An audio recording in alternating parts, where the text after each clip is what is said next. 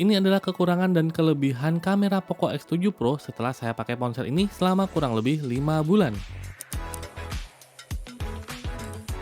Kalau kalian belum tahu, Poco X7 Pro ini punya kamera utama 50 megapiksel. Dia pakai Sony IMX882 dengan besar sensor itu sebesar 1,92 inch kalau nggak salah, atau 1,2 inch. Sedangkan kamera keduanya adalah kamera ultra wide yang beresolusi maksimal kalau nggak salah 8 megapiksel doang. Untuk hasil foto dari kamera utamanya secara general itu fotonya sudah bagus, detailnya juga dapet, di low light ataupun di tempat yang cukup cahaya juga bagus. Tapi menurut saya ada satu hal yang cukup mengganggu untuk saya selama saya pakai kamera di Poco X7 Pro ini, yaitu adalah kepekatan atau saturasi dari foto yang dihasilkan dari sensor utama di Poco X7 Pro ini, terutama ketika kita motret di keadaan yang cukup redup, kemudian di kebanyakan itu di dalam ruangan seperti itu.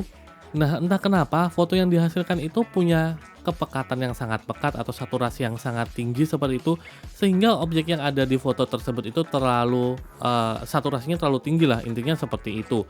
Sebenarnya kalian bisa mengakali ini dengan cara mengedit, dan itu adalah salah satu hal yang sering saya lakukan ketika saya mendapati foto yang bagus tapi saturasinya ini terlalu tinggi.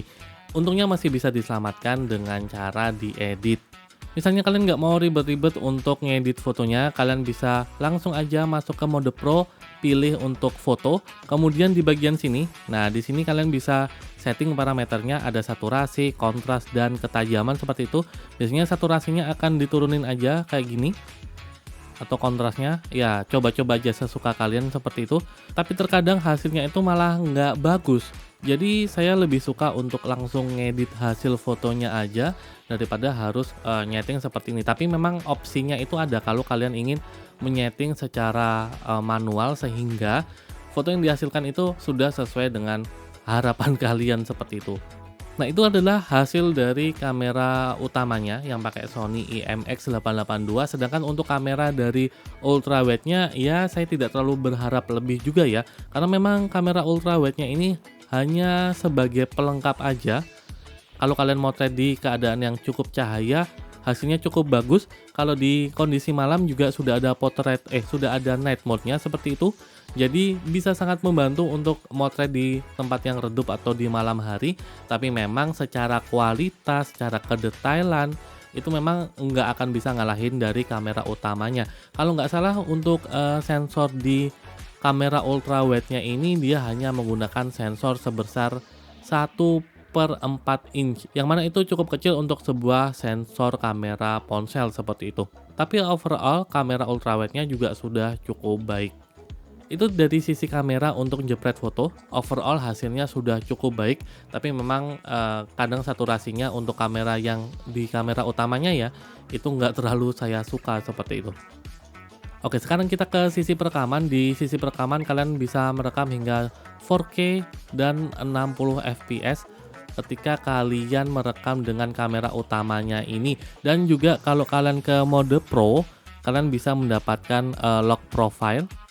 Nah, lock profile seperti ini sehingga kalau kalian jago untuk color grading ini harusnya hasilnya akan jauh lebih bagus lagi seperti itu. Nah, masalah terbesar dari perekaman di kamera Poco X7 Pro ini adalah kestabilannya atau stabilisasinya. Walaupun memang di Poco X7 Pro ini kamera utamanya sudah pakai OIS atau Optical Image Stabilization, tapi selama saya 5 bulan ini menggunakan ponsel ini, dan ketika saya ngerekam sambil jalan ataupun sambil naik sepeda ataupun sambil naik motor, itu tetap kelihatan jitternya.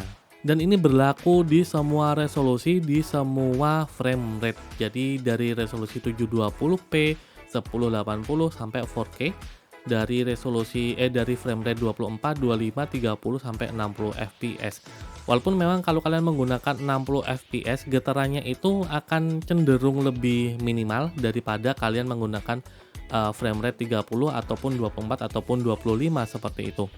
Saya kurang tahu penyebabnya apa, tapi ada yang bilang karena semakin banyak frame-nya atau semakin banyak frame rate-nya seperti itu, jadi akan semakin memudahkan kamera untuk membuat gambar yang lebih stabil karena frame-nya lebih banyak. Kurang lebih seperti itu. Pengalaman saya, 60 fps itu jauh lebih stabil daripada yang lainnya. Tapi sayangnya mungkin aja kita nggak akan selalu ngerekam dalam 60 fps. Terkadang kita butuh 24, 25, atau bahkan 30 fps seperti itu. Dan memang kalau kalian ngerekam sambil jalan ataupun sambil naik kendaraan, terutama di jalan yang bergelombang seperti itu akan cukup kelihatan jitternya.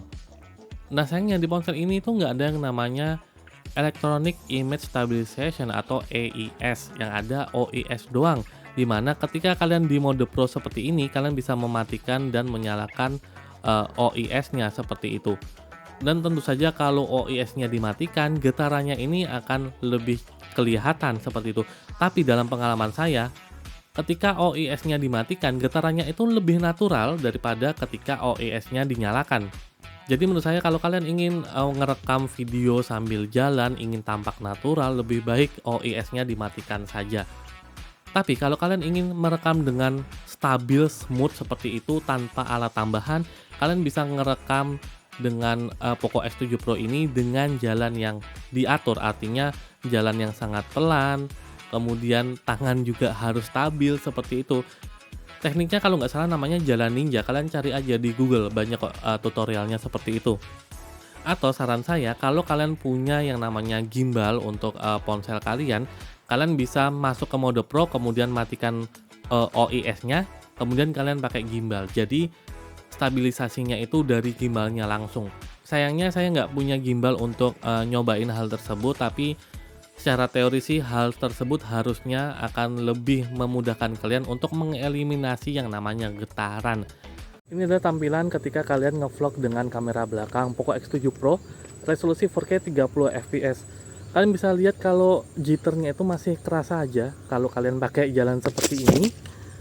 Dan memang ya itulah salah satu kelemahan di Poco X7 Pro, stabilisasinya nggak terlalu bagus. Tapi kalau kalian ngevlog seperti ini, saya pikir viewer kalian itu fokusnya ke kalian bukan ke jalannya kayak gitu. Sedangkan untuk perekaman dengan kamera ultrawide-nya ini cenderung smooth ya, tapi hanya bisa merekam hingga resolusi 1080p 30 fps doang. Ya sayang banget ya, belum bisa 4K untuk kamera yang ultrawide-nya. Tapi kalau kalian ingin ngerekam dengan kamera ultrawide itu cenderung lebih stabil. Kemudian lebih enak aja kalau kalian ingin ngerekam sambil jalan menggunakan ultrawide-nya daripada kamera wide-nya. Karena kestabilannya lebih stabil di ultrawide-nya daripada di kamera wide-nya. Tapi tentu saja kualitas videonya nggak akan sebagus di kamera wide-nya seperti itu.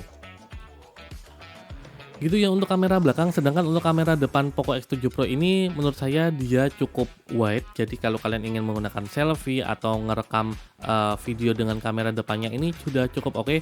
Tapi untuk resolusi rekaman videonya ini maksimal cuma 1080p dan 30 fps doang. Untuk kualitasnya ya bisa dikatakan hampir sama dengan kamera ultrawide-nya. Dia bukan yang terbaik, tapi nggak jelek-jelek amat juga. Tapi masih sangat usable kalau kalian ingin ngerekam dengan kamera depan ataupun ingin selfie-selfie seperti itu. Ini masih sangat usable menurut saya. Ini kamera depan Poco X7 Pro, kondisi lagi jalan. Kalau kamera depannya itu nggak ada OIS-nya, kondisi lagi berangin, nggak tahu suaranya kedengeran atau enggak. Tapi kalau yang 4K tadi kedengeran. Ini resolusi cuma 1080p 30 fps doang. Tapi memang nggak sebagus di kamera belakangnya sih, nggak kelihatan bokehnya gitu. Oke, kurang lebih kayak gitu ya kelebihan dan kekurangan Poco X7 Pro dari sisi kameranya selama kurang lebih saya menggunakan ponsel ini 5 bulan. Selama saya menggunakan ponsel ini sudah beberapa kali update firmware. Namun untuk hasil rekamannya, hasil videonya itu hampir tidak ada perbedaan yang signifikan. Kalau kalian ada pertanyaan, kalian bisa tulis saja di kolom komentar.